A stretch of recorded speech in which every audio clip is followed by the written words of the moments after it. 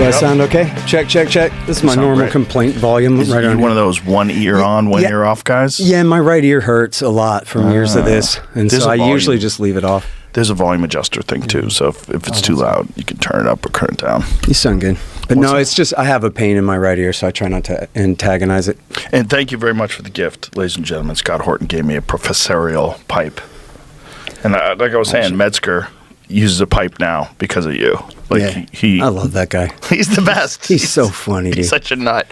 When he comes into the room, he just blows the room away. Yeah. Dude. He's just a force in there. It's incredible. And he's a giant dude, so he hovers over you like, oh, you didn't know? You don't know about this? And then he just hits you with 15 conspiracies in a row, rapid fire. So good. Yeah, with no breaks in between them.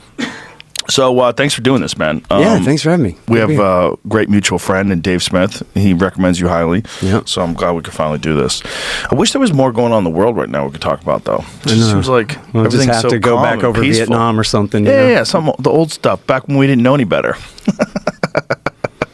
It's kind of a mess. Yeah. I've seen you argue on television like 1,000 times. Do you enjoy like that Piers Morgan type chaos? No. Yeah. In fact, I just got back from England. I got invited to do the Oxford debate, which I lost on Ukraine. But then I invited myself on Piers Morgan Live as long as I was in town.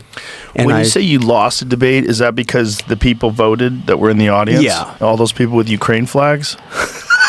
Well, they didn't have Ukraine flags that time. I think someone showed an old picture or something. But same crowd. So what happened was, when they leave, they either leave through the yes door or the no door. And the yeses had it, which was unbelievable to me. But not that I did my very best job.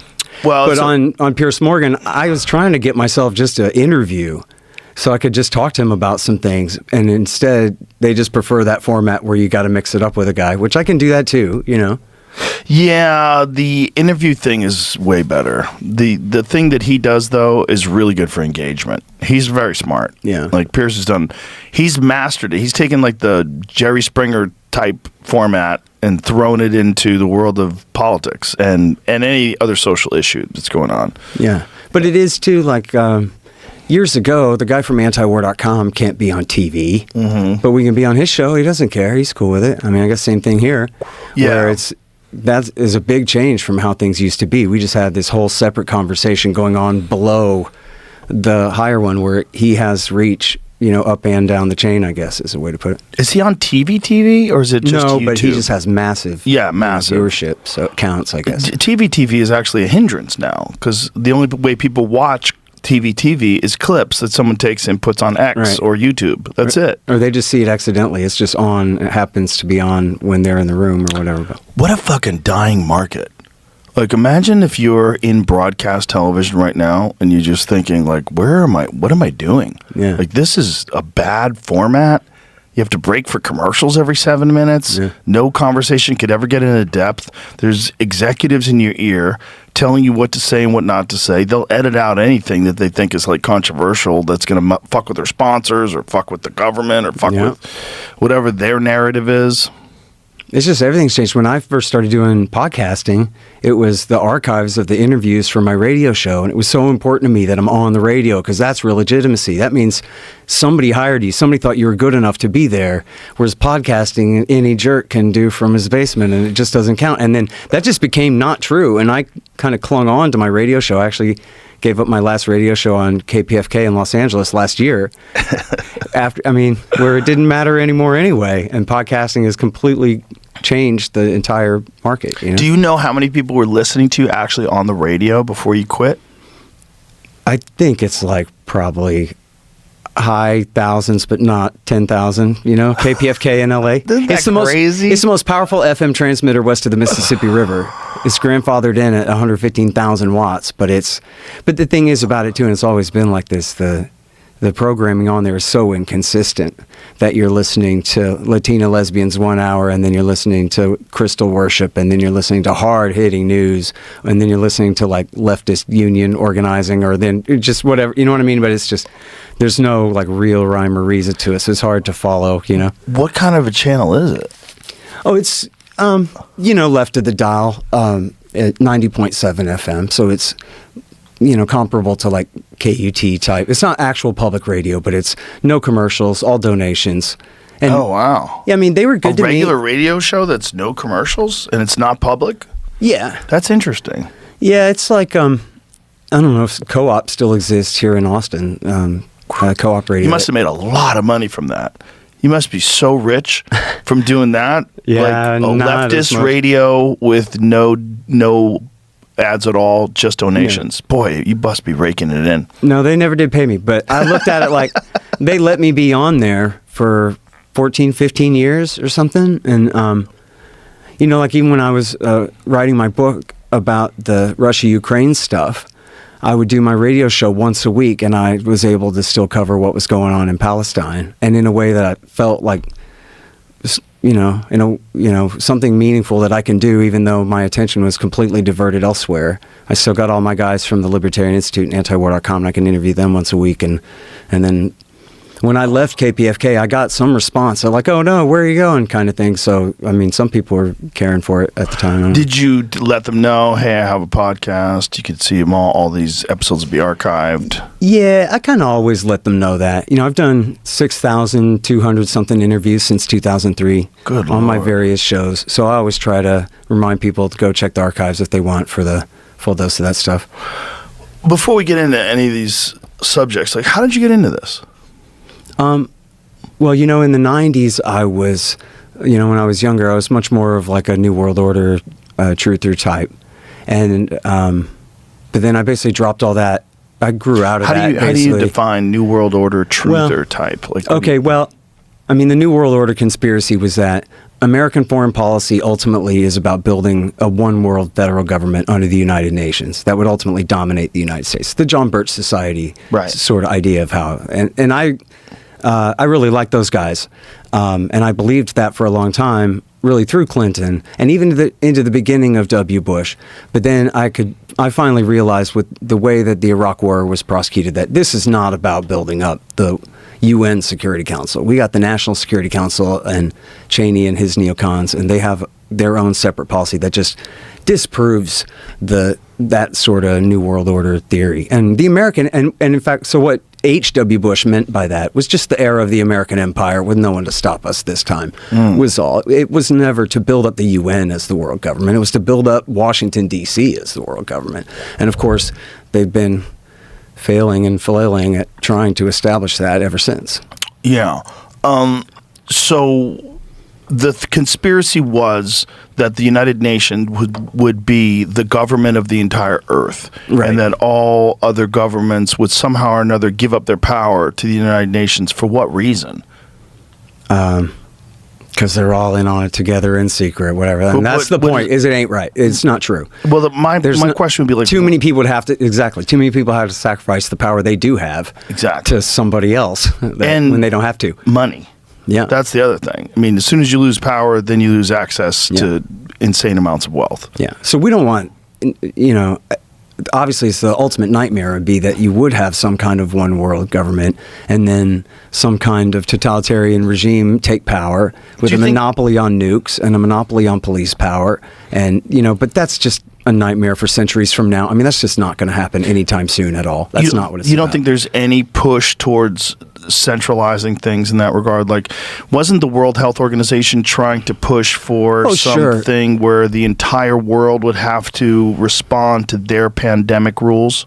Well, look, so yes, there's always, the widening and deepening of the international law as much as they can. Right. At the end of the day, there is no actual world state to enforce that law other than just the United States of America. But there is no one world army, one world police force to enforce these things. It's all about coercing and cajoling governments to go along. And which goes to show, I mean, this is the whole thing about when they talk about, what H.W. Bush meant when he talked about the New World Order is the same thing that Joe Biden meant when he would say the liberal rules-based international order of just doing what America says, right? That's what it is. It's a pseudo-empire. It's not exactly the same kind of empires and, colonialism that we've had in the past, but it's sort of a neo-colonialism where if we can overthrow your government with some money, then we'll do that. A little bit of CIA help, we'll do that. And if Arm we the have rebels. if we have to bomb your capital city, we'll go for that if we think so. Yeah. And it does go back really to the Wolfowitz doctrine, of various degrees. But this is a reference to right after the first Gulf War. Paul Wolfowitz at that time was the Deputy Secretary of Defense for Policy. And him and a couple other neocons, Scooter Libby and Zalmay Khalilzad, they wrote up this document called the Defense Planning Guidance. And it was saying this is going to be, the posture for the post-Cold War era and the post-First Iraq War, Gulf War era. And what it said was, we're going to be the most dominant power on every continent, anywhere in the world, and we're not even going to tolerate any other nation or alliance or group of nations anywhere to try to join together to balance against us. We will be dominant everywhere, and we'll never let anyone get that far ahead, or at least we're going to try to construct an order where our power is essentially permanent and they don't even try it. And so that's what they've been trying to do with expanding our footprint in the Middle East, expanding our footprint into Eastern Europe, and of course, working hard at least on building their alliances or tightening them and arming their alliances in Eastern Asia. And it's, under the theory that if it's not us, it'll be somebody else and it'll be so much worse. So we have to stay and dominate everything forever. But of course, you can look at the debt and just see, well, we can't afford it. So I don't know how anybody else can, but we certainly cannot afford to keep doing this. Right. And if you look at Wolfowitz, if you pull up an image of Paul Wolfowitz, he looks exactly like the kind of guy you would expect to make something like the Wolfowitz doctrine. Right. And by the way, they did rewrite it because it was a scandal. It was leaked to the New York Times. And so they went back and rewrote it. And they just said, well, we'll bring our friends, from the international institutions along too. That picture right there where your cursor is, right below, right there. No, to the right of that. That one. Yeah, there you go. Look at that. That looks like...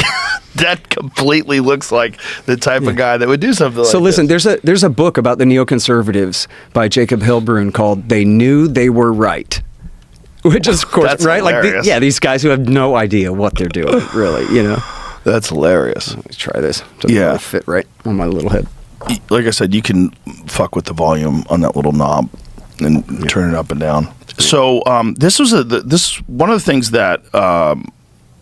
When Coleman Hughes and our buddy Dave Smith got into it was about whether you remember when they brought up this 7 countries thing that and he was saying that there was no real proof that exists, that he didn't actually read it. He was told that we were going to go into 7 countries, but I was talking to Dave about this the other day. He's like, if you just look at the fact that we did everything on that list except Iran, every single one of them took place except Iran.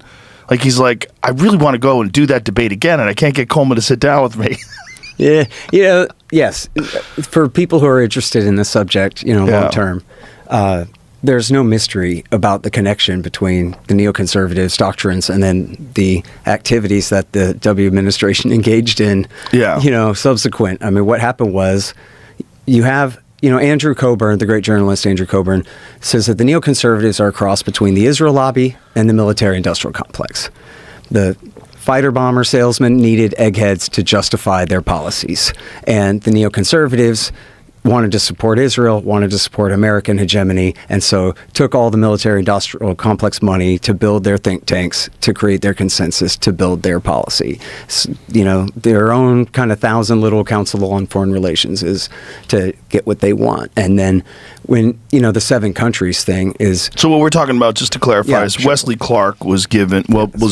he was on some television show. I forget what the show was. Do you remember him? There's 2 different statements. One of them I know was with Amy Goodman from Democracy Now! That's right. Democracy Now! And basically what he's talking about is, he says that a military officer of some rank told then retired but still with access former General Wesley Clark, who had been the Supreme Allied Commander of NATO forces in Europe under Bill Clinton, did the Kosovo War. So very prominent 4-star general.